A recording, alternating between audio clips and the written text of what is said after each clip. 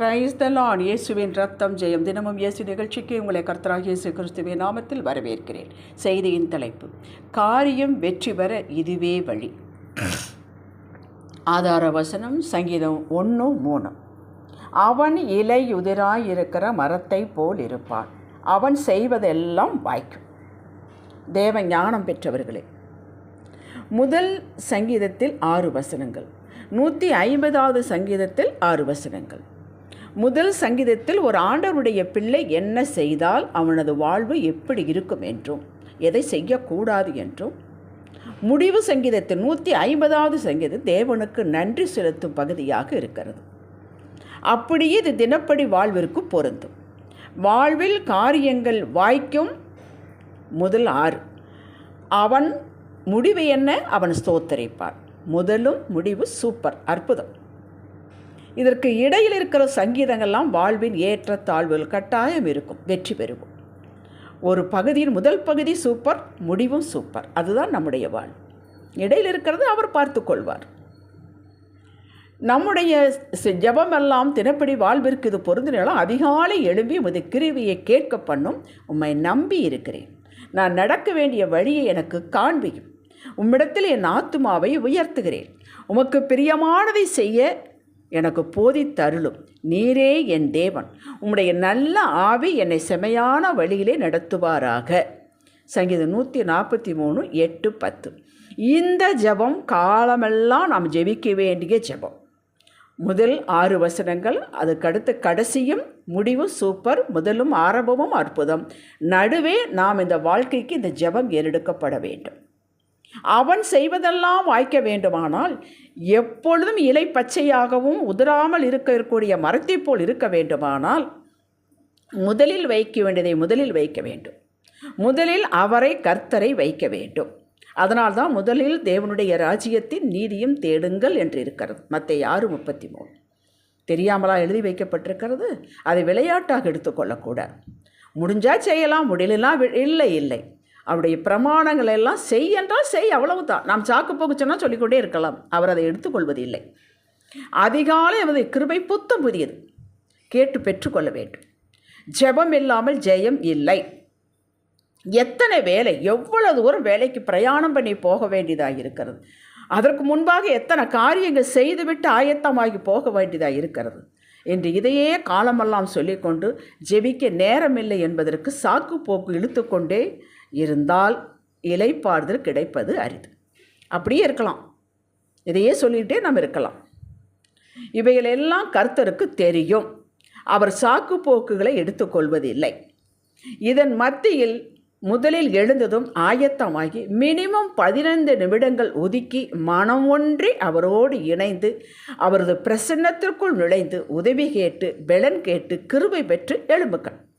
கிருபை பெற்றுக்கொண்டோம் என்று விசுவாசத்தோடு எழும்ப வேண்டும். அந்த கிருபையில் அன்பு இருக்கிறது, வல்லமை இருக்கிறது, ஞானம் இருக்கிறது, செயல்திறன் இருக்கிறது, எல்லாம் இருக்கிறது. கிருபை இல்லாவிட்டால் ஒன்றுமில்லை. அடுப்பில் குக்கரையோ பால் பாத்திரையோ வைத்துவிட்டு ஜெபிக்கக்கூடாது, அமரக்கூடாது.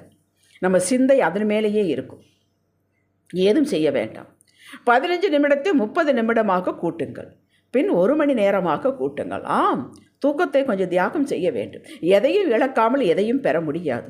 விளக்கரையும் செலுத்தாமல் எதுவும் கிடையாது. இதை தொடர்ந்து வழக்கமாக்கி கொள்ளுங்கள். நான் சேலஞ்சு பண்ணி உங்களுக்கு சொல்கிறேன். உங்களது குடும்பத்தில் பெரிய சமாதானம் உண்டாகும். கர்த்தர் மாத்திரம்தான் செய்ய முடியும். அவர் தான் செய்து முடிப்பார். மனிதன் செய்ய முடியாத காரியத்தை அவரே நின்று செய்து முடிப்பார். உங்கள் வீட்டில் இளைப்பாறுதலோடு வேலை செய்ய சூழ்நிலையை உருவாக்கி தருவார். நீங்கள் கையிட்டு செய்வதெல்லாம் வாய்க்கும். வெற்றி அடைவீர்கள். முற்றிலும் வெற்றி அடைவீர்கள். ஒரு செடி வைச்சா கூட அது ஏராளமான பழங்களை கொடுக்கும். உங்களது ஆலோசனை தேவ ஆலோசனை போல் இருக்கும் மற்றவர்களுக்கு. நீங்கள் எதற்கெல்லாம் ஜெபிக்கிறீங்களோ அத்தனைக்கு கர்த்தர் ஆனந்தமாக பலன் கொடுப்பார், பதில் கொடுப்பார். வரும் காரியத்தை குறித்து உங்களோடு பேசுவார். இதையெல்லாம் நானாக சொல்லவில்லை, வேதத்தில் இருந்து எடுத்து சொல்கிறேன். இரவில் கொஞ்சம் டைம் எடுத்து காலையிலிருந்து நடந்த எல்லா காரியங்களுக்கு ஸ்தோத்திரம், நன்றி செலுத்துங்கள். எல்லாவற்றுக்கும் ஸ்தோத்திரம் செய்யுங்கள்.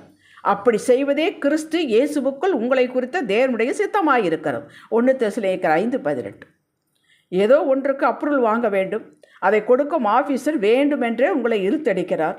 இதற்கு எப்படி நன்றி செலுத்துவது? இது நம்முடைய கேள்வி. தகப்பனே, தினமும் இழுத்தடிக்கிறார், இல்லை என்றும் சொல்வதில்லை. ஆனாலும் பொறுமையோடு உமது முகத்தையே பார்த்து கொண்டு அமைதியாக இருக்க பலன் கொடுத்தீரே, ஸ்தோத்திரம்.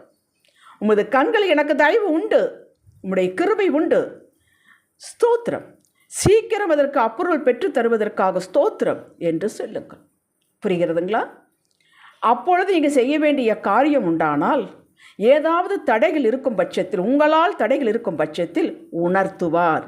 ஸ்தோத்திரம் செலுத்த செலுத்த செலுத்த அவர் மீது நம்பிக்கை வைத்து பேச பேசத்தான் உங்களுக்கு அது உணர்வு தெரியும். உணர்த்துவார், ஏற்கனவே உணர்த்துவார். ஆனால் உங்களோட சிந்தை முழுவதும் அவர் மேல் ஒட்டி கொண்டிருந்தால் மட்டும்தான் அது புரியும், எது தடையாக இருக்கிறது என்பது. ஆவியான உணர்த்துவார். அந்த சாமானை கொடுத்து விடு, அந்த பொருளை கொடுத்து விடு, அந்த பணத்தை கொடுத்து விடு, இன்னாரை மன்னிக்காமல் இருக்கிறாய், அந்த கசப்பு வேண்டாம், மன்னித்து விடு, நீ மன்னிப்பை பெற்றுக்கொள், உன்னுடைய ட்ராக் சரி பண்ணிக்கொள். உணர்த்துவார்.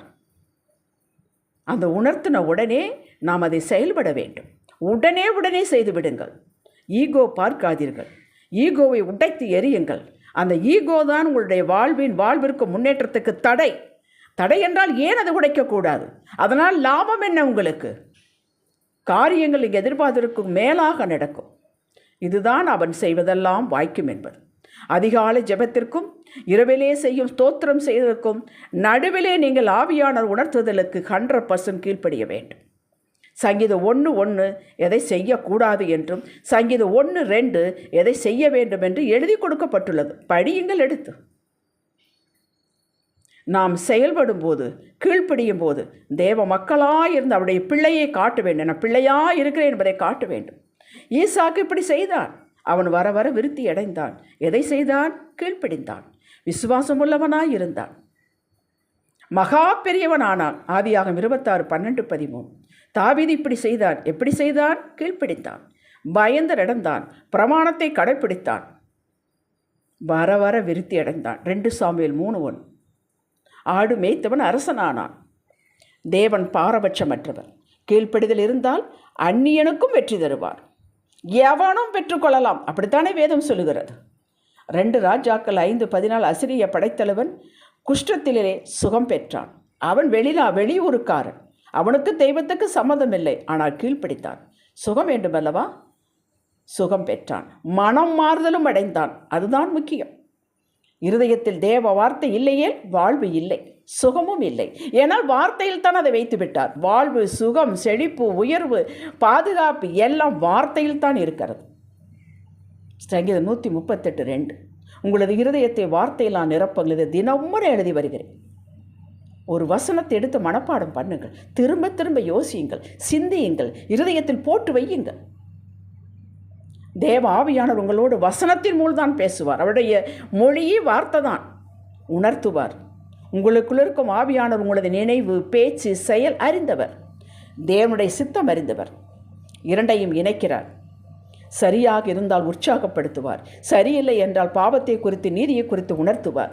இது பாவம், இது நீதி, இதை செய்யாதே, இதை செய் சொல்லுவார். யோவான் 16:8. உடனே கீழ்ப்படுத்தி சரி செய்து கொள்ளுங்கள். இதுதான் பாதையில் கவனமாயிருப்பது, நடையில் உறுதியாயிருப்பது, நடையில் மேல் கவனமாயிருப்பது.